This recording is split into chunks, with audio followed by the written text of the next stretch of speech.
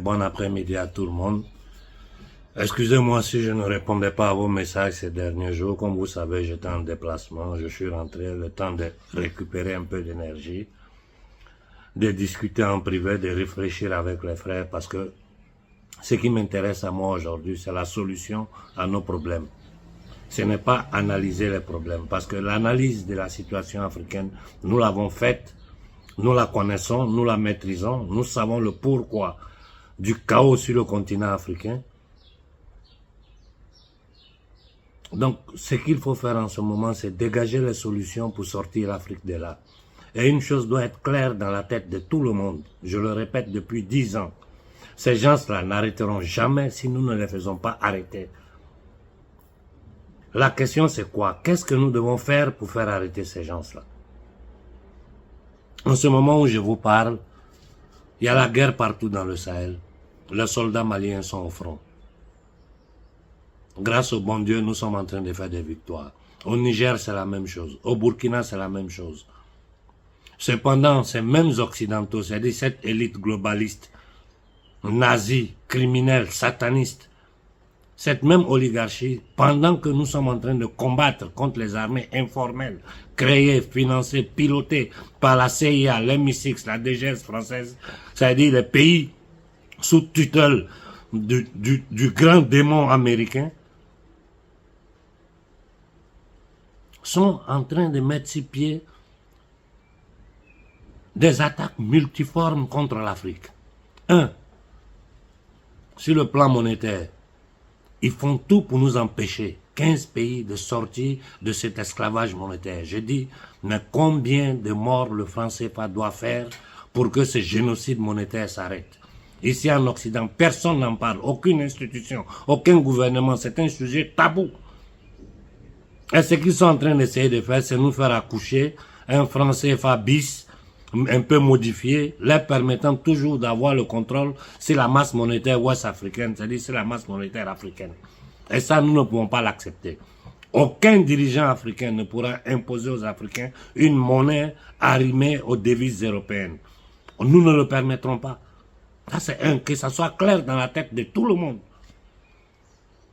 Une monnaie africaine sera basée sur un collatéral vrai, réel, nos richesses, l'or, l'argent, le pétrole, le gaz naturel, le diamant, nos matières premières agricoles, la force travail de la jeunesse africaine, dont plus de 70% en moins de 25 ans. Et ce sont des centaines de millions de jeunes instruits, prêts à travailler, mais qui n'ont aucune opportunité, aucune occasion, aucune possibilité parce que l'Afrique est tenue en état d'esclavage. L'Union européenne, qui signe des accords avec la Côte d'Ivoire pour installer une base française aux frontières entre la Côte d'Ivoire et le Mali, pilotée par la France, ça doit nous donner à réfléchir. Les Américains veulent s'installer en Côte d'Ivoire. Ils sont en Mauritanie. Ils sont en train de tenter de créer des conflits entre la Mauritanie et le Mali sur les histoires de frontières. Mais je sais que le peuple conscient de Mauritanie ne se laissera pas manipuler par ces dirigeants maudits, indignes, infidèles qui se font passer pour des musulmans, qu'en réalité ce ne sont que des démons et des satanistes qui travaillent contre Dieu, qui travaillent contre l'être humain. Parce que vouloir jouer le jeu des occidentaux, c'est-à-dire de l'élite globaliste, nazie occidentale, jouer leur jeu au détriment de vos frères, des populations frères, parce qu'à la frontière Mali-Mauritanie, c'est les mêmes familles, ce sont les mêmes frères. C'est-à-dire, c'est fou quand tu vois des Africains qui travaillent pour d'autres, qui travaillent contre les Africains. Moi, c'est ça qui me dépasse. Et c'est cette partie-là qu'on appelle une classe dirigeante intellectuelle. Ils travaillent contre les intérêts du peuple africain. Ils sont dans un même discours qu'ils tiennent depuis combien de temps? Près d'un siècle, depuis la fin de la Seconde Guerre mondiale. Vous êtes dans ce même discours, dans cette même logique, sur cette même voie-là, et les résultats sont sur nos yeux. Les résultats sont sur nos yeux. Nous n'avons ni eau potable, ni courant, ni médicaments, ni école, ni route. Nous n'avons rien. Et ça fait un siècle presque que les gens cela continuent de nous dire qu'avec la Banque mondiale, le Fonds monétaire international, ils sont en train d'aider l'Afrique. Cette aide-là, où c'est fini? Pourquoi, avec tous ces milliards-là, l'Afrique n'a pas droit à l'eau potable? Ça, c'est une question que je pose aux dirigeants qui continuent encore dans cette logique-là. On va aller ici, on va négocier là. J'ai vu le président Faye arriver. J'ai vu tout ce qu'il a fait. Depuis qu'il est arrivé au pouvoir jusqu'à aujourd'hui, il a tout échoué. Tout est échoué. Toutes les actions qu'il a posées sont des actions improductives pour l'Afrique. Je le dis clairement, je ne vais pas l'attaquer pour le moment. Je ne dirai rien, mais j'ai des informations réservées. Quand ça sera le moment juste, si je ne vois pas les choses changer, je les mettrai sur la place publique. Derrière le rideau, il y a beaucoup de nouvelles qui circulent. Mais comme je dis, nous avons combattu pendant des années pour faire arriver Sonko et son jeune frère là. Nous les observons. Pour le moment, il n'y a rien de concret. Ce n'est que du discours, ce n'est que de la politique. Nous voulons voir les aspirations du peuple sénégalais réalisées. Et ces aspirations sont claires. Ce sont les aspirations de tous les peuples d'Afrique. 1. Sortir du franc CFA. 2. Dégager toutes les bases militaires du Sénégal. Ne venez pas nous raconter des bêtises. Sonko, ne tentez même pas. Faut même pas essayer. Parce que tu vas le regretter. La façon dont Macky Sall est parti avec la honte, tu partiras avec la honte toi aussi. Les Sénégalais ont versé le sang. Des jeunes Sénégalais sont morts. Nous avons subi AK-24 des nuits blanches à les appuyer, à les soutenir pour que tu arrives au pouvoir. Ce que nous attendons de toi, tu le sais. Si tu ne le ferais pas, si tu ne le feras pas, nous allons te faire la guerre jusqu'au dernier souffle. Ça, il faut que ça soit clair dans la tête de Sonko, de Fayulu, comment il s'appelle, et de tous les dirigeants qui travaillent contre l'Afrique. Vous avez vu comme nous avons soutenu Koïta. Nous avons soutenu Koïta, toute l'Afrique, avec toutes nos forces. Mais quand il a tenté, nous sommes sortis pour lui dire la vérité. Et nous suivons cette histoire-là de près. Parce que cette dette-là, déjà le Mali n'arrive pas à payer sa dette. À payer les intérêts si la dette, c'est un problème. Vous partez prendre d'autres dettes encore avec ceux qui nous ont mis le terrorisme dans le désert. C'est-à-dire, on va se mettre la corde au cou aux mains de ceux qui sont en train de tuer nos populations. De ceux qui utilisent des nègres de salon appelés présidents, des indignes, pour déstabiliser l'AES. Il n'y a pas de logique dedans. Je vous ai dit, ce ministre des Finances du Mali doit dégager. Tant que ce gars-là sera à sa place, il faut que tous les Maliens soient conscients que la corde au cou du Mali sera présente. Et ça, c'est une responsabilité d'Assini, devant les Maliens, devant l'Afrique, devant Dieu. J'ai posté aujourd'hui un des discours d'Assini, ce matin sur mon canal Telegram et WhatsApp. Entre le discours qu'il fait publiquement et ses actions politiques derrière, il y a une incongruence incroyable. Que les gens t'appellent même pour te dire qui tu dois nommer comme président, comme premier ministre. Ces mêmes gens-là, ce sont ceux-là qui ont déversé le terrorisme au Mali, qui sont en train de mettre la peur, le chaos, la souffrance dans nos populations. Ce sont les mêmes gens qui nous tiennent dans ce système économique et monétaire d'esclavage moderne. Et ce sont ces mêmes gens-là avec qui ton ministre des Finances va s'asseoir pour prendre des miettes pour dire qu'ils vont venir aider le Mali, quand le Mali est sauvagement plus riche que la plupart des pays européens. J'ai dit la plupart, tu vas les mettre ensemble en matière de richesse, matière première, en matière de richesse, force travail, en matière d'instruction aujourd'hui. Ils ne sont pas devant nous. La seule chose qui nous manque, c'est la volonté politique, des hommes politiques dignes, qui pensent que vraiment la souffrance de l'homme noir dure depuis 6 siècles, il faut que ça s'arrête. Non. Quand ils veulent arriver au pouvoir, ils vont traîner la jeunesse, le peuple, lancer des beaux discours. À peine ils arrivent au pouvoir, ils changent de veste, ils deviennent des diplomates, recevoir un homme comme Kagame. Ça signifie quoi ça? Ça signifie quoi? La première visite du président sénégalais devait être au Mali, au Burkina et au Niger. Moi, c'est mon avis. Sa première visite, non. C'est Mauritanie, Ouattara et Kagame. Sénégalais, ouvrez les yeux. Ouvrez les yeux et faites très attention. Faites très très attention. Tant que vous serez dans le franc CFA, vous serez dans la pauvreté. Tant que vous serez dans ces accords coloniaux qui permettent aux multinationales françaises d'exploiter les richesses du Sénégal, que c'est sur tous les plans, vous serez dans la pauvreté. L'immigration au Sénégal ne finira jamais. Les enfants du Sénégal vont continuer à sortir pour aller souffrir à l'extérieur. Ça va déranger du monde, mais moi je dis les vérités quand il faut les dire. Pour le moment, toutes les actions que Bassirou Faye a posées sont zéro, nul, ça ne vaut rien, et au contraire, c'est dangereux pour nous. Mais il vient d'arriver, nous lui donnons le temps, on l'observe. Si nous devons le supporter, le soutenir jusqu'à la libération totale du Sénégal, nous sommes prêts à le faire. Si nous devrons le combattre jusqu'à ce qu'il tombe, comme Macky Sall est tombé, nous allons le faire. Aujourd'hui, nous sommes là, on ne sait plus où donner la tête. Les dirigeants que nous supportons, ils ne font que nous décevoir. Parce que Koïta a été une déception pour toute l'Afrique. Je reconnais le travail excellent, extraordinaire que les militaires ont fait au Mali pour récupérer l'intégrité territoriale du Mali. Le travail qu'ils continuent de faire. Mais vous ne pouvez pas faire ce même travail-là.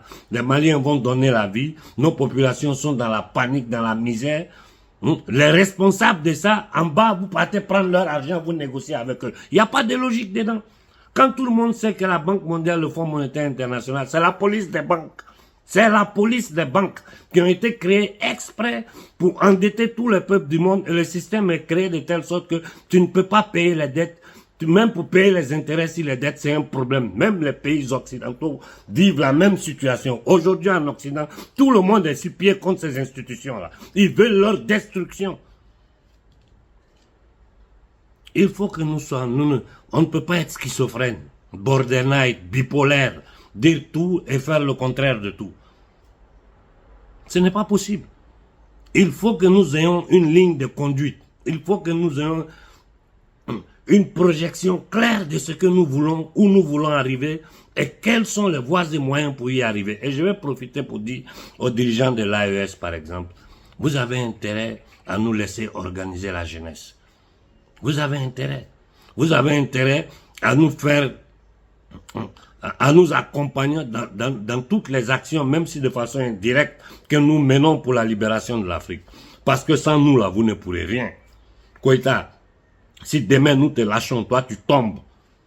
Il n'y a pas de possibilité pour toi de rester au pouvoir. Et ces gens-là vont te faire vivre ce que tes prédécesseurs qui ont fait les mêmes erreurs ont vécu. Ils n'ont ni âme, ni pitié. Ce sont des démons incarnés dans un corps humain. Il suffit de venir voir ce qu'ils ont fait ici en Occident pour comprendre que c'est pas à nous, c'est pas à nous, pour nous qui vont avoir le minimum de compassion. Ça, c'est une guerre de survie que nous sommes en train de mener. Les actions diplomatiques, politiques, je n'y mets pas la bouche. La diplomatie est une chose. Mais le combat pour la libération de l'Afrique, là, ne nous empêchez pas de le mener. Ça, je le dis à tous les dirigeants africains. Mais tous les dirigeants africains qui sont dans cette vieille mouvance-là, dans cette logique france-africaine, où pour tout, il faut passer par l'Occident, ceci, cela. Vous n'êtes pas en train de lire l'Afrique. Vous n'êtes pas non seulement en train de lire l'Afrique, mais vous ne comprenez même pas ce qui est en train d'arriver au niveau planétaire, à l'échiquier international. À nos frères du Tchad, je vous dis, restez calmes, observons, nous verrons les prochains mois, les prochaines semaines, quelles seront les actions que le petit débit mettra sur pied. Par rapport à ça, nous allons voir comment agir, quoi vous dire et comment pousser les pions. Pour ceux qui regardent le Tchad, ayez un peu de patience. Tout ce que je demande aux Tchadiens, on ne veut pas de chaos dans le Tchad. On ne veut pas de chaos. On ne veut pas de guerre civile. Vous êtes une famille.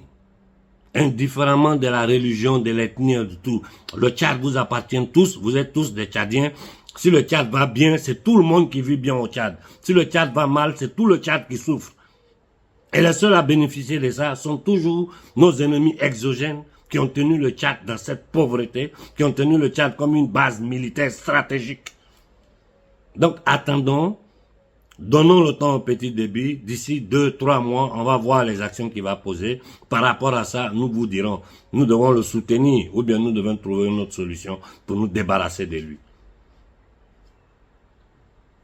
Parce que nous ne pouvons pas nous permettre un autre chaos dans la zone, un autre Congo. Regardez un peu, le monde entier parle de la Palestine. Partout, partout dans le monde, toutes les universités, partout, tout le monde manifeste pour la Palestine. Tout le monde parle du crime. Justement. Mais qui parle du Congo?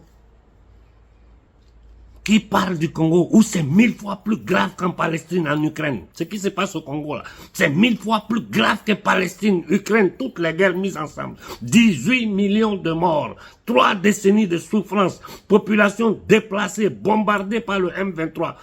Ce même patron du M23 est reçu par le président sénégalais. Il va nous expliquer un peu quel a été, publiquement, les discussions sur lesquelles lui et Kagame se sont passées. Kagame, c'est un mercenaire, c'est un agent de la CIA. Donc, pratiquement, la CIA a envoyé son agent à Dakar pour aller parler avec les nouvelles autorités sénégalaises. Nous attendons pour voir ce qui va sortir de là. Et je répète encore, Sonko, je continue de te donner mon soutien. Le jour que je te l'enlève, la guerre qui va se déclencher entre toi et moi, ça va te surprendre. Les gens à côté de toi me connaissent bien. Ils savent que quand je prends le morceau, je ne le lâche pas. Et je ne permettrai à personne de trahir la jeunesse africaine, à personne de vendre notre tutu dans ce même discours, dans ce même paradigme, dans ce même schéma tortueux, embûché de pièges que les gens ont créés exprès pour tenir l'homme noir en esclavage. Ça, je ne le permettrai pas. À nos frères du Congo, je vous ai dit, tant que le peuple congolais ne s'élève pas, cette histoire-là ne finira pas. Ça, il faut que vous vous mettez ça bien dans la tête.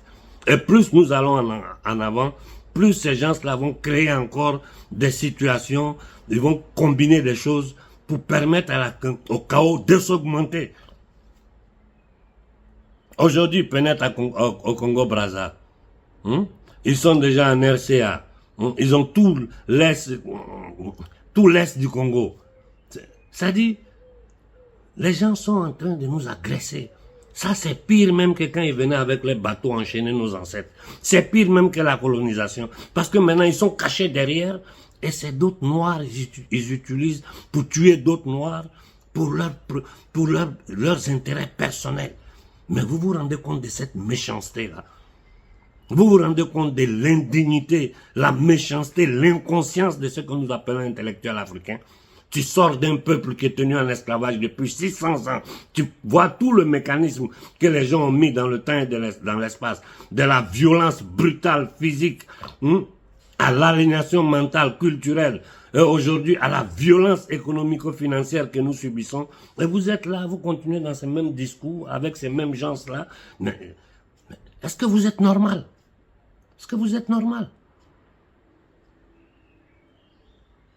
Il faut dégager des solutions rapidement. Il faut dégager des solutions rapidement. Et la seule solution, c'est que le peuple africain fasse entendre sa voix. Il faut organiser nos rangs. Vous avez vu au Burkina, nous sommes allés devant leur ambassade. Pacifiquement, le lendemain, ils ont changé de discours. Ils disent qu'ils veulent donner aide au Burkina. Vous qui avez tué Thomas Sankara, aujourd'hui, vous dites que vous voulez aider le Burkina. Celui qui voulait aider le Burkina, vous l'avez tué. Après, vous venez ici, vous avez placé un dictateur qui a terrorisé toute l'Afrique de l'Ouest, d'où le Burkina était devenu la base centrale de tous les terroristes, de toutes les déstabilisations. Et aujourd'hui, le jeune capitaine Ibe sort, il dit la vérité en Mondovision. Vous le menacez avec vos ONG, vos institutions, vos bêtises. On va s'adresser à vous, le lendemain, vous dites que non, vous voulez aider le Burkina.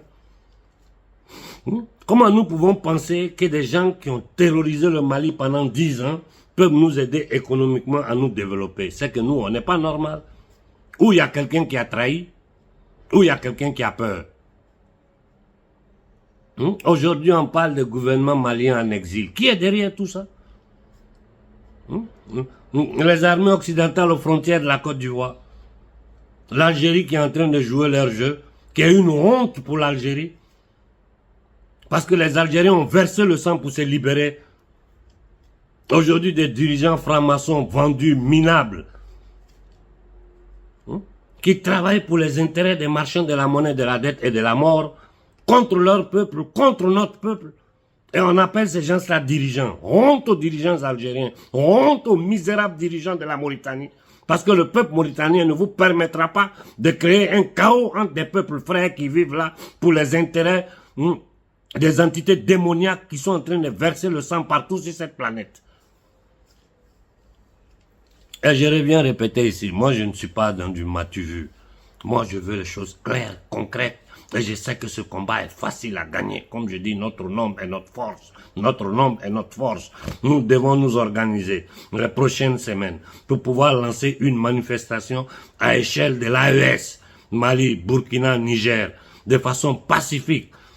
Choisir les grandes places de la capitale et lancer une manifestation conjointe dans toutes les 3 capitales où tous les mouvements panafricains vont s'exprimer. Même les showman sont invités à aller monter sur le podium. L'important là, c'est que les gens entendent la voix des peuples africains en pleine manifestation. Et il faut des millions de personnes à Ouaga, des millions de personnes à Bobo, des millions de personnes à Bamako, à Kaï, à Niamey. Partout, il faut des millions de Noirs et que tout ça soit filmé. C'est la seule façon de contrebattre tous les mensonges de France 24, LCI, toute leur télévision là. C'est la seule façon de contrebattre leurs mensonges. Parce que là, en ce moment, ils utilisent leur fausse autorité, leurs faux ONG, leurs fausses institutions criminelles nazies, contre la parole de nos gouvernements. Quand le Mali a apporté les preuves concrètes, que la France est derrière le terrorisme au Sahel, il n'y a pas de possibilité d'en discuter au Conseil de sécurité des Nations Unies. Quand le Premier ministre Choguel sort avec des déclarations claires, tout le monde fait semblant de ne pas entendre. Quand le président Koïta dit clairement qu'ils ont voulu m'imposer des gens à la tête, toi tu es chez toi dans ton pays, le gouvernement Rothschild de France décide qui doit être président, Premier ministre au Mali. Voilà dans quoi nous sommes. Voilà dans quoi nous sommes. Et à nos frères du Congo, je vous dis, où le Congo s'élève, ou bien vous allez le regretter. Regardez bien ma face, ce que je suis en train de vous dire là. Où le Congo s'élève, ou vous allez le regretter. Parce que le Congo est d'une importance capitale pour eux. En Afrique centrale, s'ils n'ont pas le contrôle du Congo, c'est fini pour eux. Et ces criminels de Kagame, ces génocidaires là, ils les tiennent à la gorge. Si demain Kagame dit, ils sortent un dossier, si lui, ils le prennent, l'envoient à le coup pénal. Et Kagame sait que toute l'Afrique le hait. Donc, il n'aura aucune défense de personne.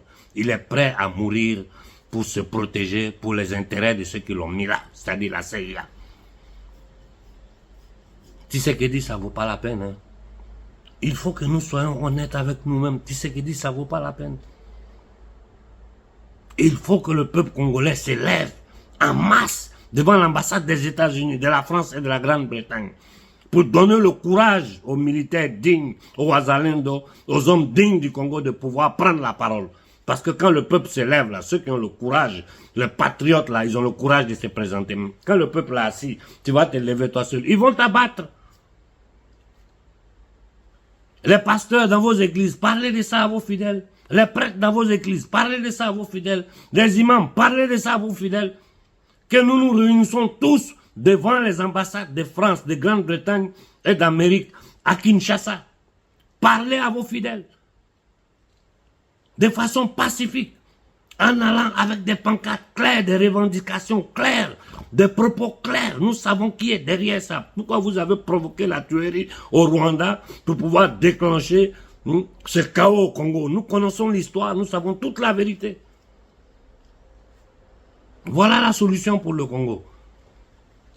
Si le Soudan, nous sommes en train de réfléchir, on va voir un peu comment régler, parce que la situation est très complexe au Soudan. Moi, ma préoccupation majeure était le Tchad. Il y a le calme au Tchad. Je dis Dieu merci. Restez calme. Observons le petit Déby. Comme je l'ai dit à Sonko, je l'ai dit à Déby. Nasra, je n'en parle même pas. C'est un agent de la CIA, c'est-à-dire des Occidentaux. Nous vous observons. Vous devez lire l'Afrique nouvelle. Ça, je le dis à Koïta, je le dis à Tiani, je le dis à Ibé, je le dis au petit Déby. Vous pouvez être un espoir pour la nouvelle génération africaine. Lisez l'Afrique dans sa réalité. Et n'ayez pas peur d'affronter ces usuriers internationaux. Ils ne peuvent rien contre nous. Tout ce qu'ils peuvent là, c'est ce qu'ils sont en train de faire. Encercler l'AES, mettre des terroristes partout, semer le chaos partout en Afrique, Boko Haram, ceci, cela. Ce sont eux qui sont derrière ça. Si vous avez eu le courage d'aller jusqu'aux Nations Unies, les dénoncer, sortir, faire des discours clairs comme celui de Choguel, de Koïta, de Ibé, pourquoi ne pas aller au fond de la bataille? Pourquoi ne pas aller au fond? Combien de temps nous allons durer dans ces conditions où nous sommes là, toujours avec l'épée de Damoclès sur la tête? On ne sait pas quand les terroristes vont attaquer, quand ils ne vont pas attaquer. Il faut que ça finisse. Et pour que ça finisse dans le Sahel, il faut que les peuples du Sahel s'élèvent. Il faut lancer une grande manifestation à Ouaga, à Bamako, à Niamey, à le même jour. Des millions de personnes et nous les accusons directement. Vous êtes derrière le terrorisme. C'est pour piller les richesses de l'Afrique. C'est pour tenir l'homme noir en esclavage. Nous ne pouvons plus l'accepter. Ou bien vous arrêtez ça, ou bien nous fermons toutes vos ambassades sur le territoire africain. Ils ne peuvent plus rien contre nous. Ils n'ont plus cette puissance économique. Ils n'ont plus le contrôle de rien. Le dollar qui est basé sur la violence de l'armée américaine, là, en train de se dévaluer petit à petit, dans peu de temps là. D'abord, ça n'a aucune valeur, c'est de la monnaie tapée de rien. Nous avons la possibilité de créer la monnaie la plus puissante au monde. La plus puissante, parce que nous avons toutes les richesses pour arriver à cette monnaie là. Nous avons la force travail. Notre problème, ce sont nos dirigeants. Que les dirigeants prennent les responsabilités. Devant l'Afrique et devant Dieu. Que vous prenez vos responsabilités. Arrêtez avec tous ces petits jeux de tourner à droite, à gauche, tenter de faire, on va faire. C'est des bêtises. Tu sais qu'il dit depuis il a été réélu, il ne fait que se balader, il n'a pas de gouvernement, il n'a rien donné comme solution. Si c'est pas aller signer des cartes secrètes pour essayer de livrer des parties du Congo, mais c'est du n'importe quoi. Cependant, lui et sa belle famille, ils font la belle vie, ils sont dans les avions, ils voyagent, on les appelle présidents indignes. Pouh! Celui du Gabon qui est là, un minable, misérable, c'est un vaurien, ça c'est un petit vaurien, nulard. Ça c'est du zéro, c'est moins que rien. On fout des vestes, des trucs à ces gens-là, ils vont se balader avec ce vieux démon de Ouattara, qui a pour objectif principal détruire l'Afrique, la mettre sous le contrôle des marchands de la monnaie, de la dette et de la mort. Des plaisantins comme une ballot. C'est des gens comme ça. Ce gars-là, même à travailler comme domestique chez moi à la maison, je ne l'accepte pas. Même comme boy chez moi, ce gars-là, je ne le prends pas. Parce que c'est un incapable. C'est ceux-là qui vont nous représenter. L'Union africaine qui est là, ça tue au Congo, ça tue au Soudan. Le Sahel a attaqué l'Union africaine. CEDEAO. Ils sont en train de divaguer, raconter des balivernes. Mais nous aussi, nous avons un problème, nous, société civile. Parce que on est là, c'est devenu un jeu, c'est une mode sur Internet. Il y a 100 000 chaînes YouTube, c'est bon, parce que plus de rumeurs on fait. C'est bon. Mais quand il y a trop de rumeurs jusqu'à devenir une cacophonie, les gens ne comprennent plus rien, les gens ne savent plus quoi faire. Il faut donner une direction à cette bataille. Et la seule direction à donner, c'est renforcer les liens entre tous les mouvements panafricains sérieux sur le continent. Et ensemble, entre vous, leaders maliens, burkinabés et nigériens, parlez-vous entre vous, donnez une date, nous on va vous appuyer et on va faire une manifestation à échelle de l'AES pour dénoncer publiquement ce que nos gouvernements du Mali et du Burkina ont dénoncé publiquement. Il peut aller jusqu'en Russie pour parler. Nous savons tous la vérité. Je n'ai pas l'ambition d'être président d'un quelconque pays en Afrique, comme certains parmi nous. Vous voyez qu'ils ont commencé à faire le jeu de tous ces gens-là sont pilotés. Je n'ai pas l'intention d'être député, je n'ai aucune intention. Mon intention, là, c'est redonner dignité aux peuples africains, donner notre droit naturel de vivre en paix, dans la dignité avec nos richesses, en fraternité avec tous les autres peuples du monde. Et pour ça, là, il faut que nous nous levons de façon déterminée, pacifique. Si nous le faisons, ce combat-là est gagné. Ils seront obligés parce que la conscience populaire planétaire ne permettra pas ça. Posez-vous la question, pourquoi tu prends partout, télévision, internet, partout, on parle d'Ukraine, de Palestine. Personne ne parle du Congo, personne ne parle du Sahel, personne ne parle du Soudan. Et du franc CFA, ça n'existe même plus. Qui est un crime contre l'humanité. Je m'arrête là pour ce soir. Je vais lire les messages ce soir et essayer de vous répondre petit à petit. Mais la solution, c'est ça. La solution, ce n'est pas les gens qui ont leurs followers, ils se vantent, ils sont sur la toile, ils se baladent dans le monde à lancer des discours creux. Quand tu vas écouter à la fin, tu dis, Mais en résumé, qu'est-ce qu'il a dit? Il n'a rien dit. Tout est beau, mais quand il va écouter, il n'a rien dit. Même les chaînes YouTube de la résistance française que je regardais à l'époque, j'ai tout arrêté parce que c'est le même schéma que je vois en Afrique, c'est le même schéma que je vois en Italie. Je ne suis plus tout ce beau monde-là qui te font perdre du temps, qui ne donnent jamais de solution à leur peuple. La solution pour notre peuple, c'est là. Je vous la donne depuis 10 ans. Nous n'avons pas besoin ni d'armes, ni de violence. Notre nom et notre force. Un peuple qui est meurtri depuis 600 ans se met sur pied par dizaines de millions dans les 3 grandes capitales d'Afrique pour dire ça suffit avec ça. Parce qu'aujourd'hui, là, nous pouvons le dire haut et fort, vu que nos autorités eux-mêmes, ils le disent. Koïta l'a dit, Choguel l'a dit, Ibé l'a dit, Tiani l'a dit.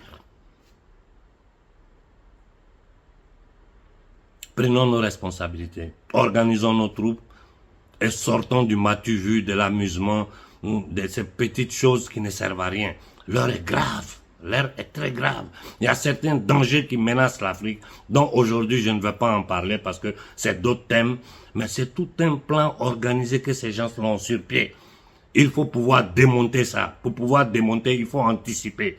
Et la seule façon de les anticiper, c'est les accuser publiquement des centaines de millions d'Africains qui se lèvent pour pointer le doigt contre eux. Ils sont foutus. Bonne soirée à tout le monde.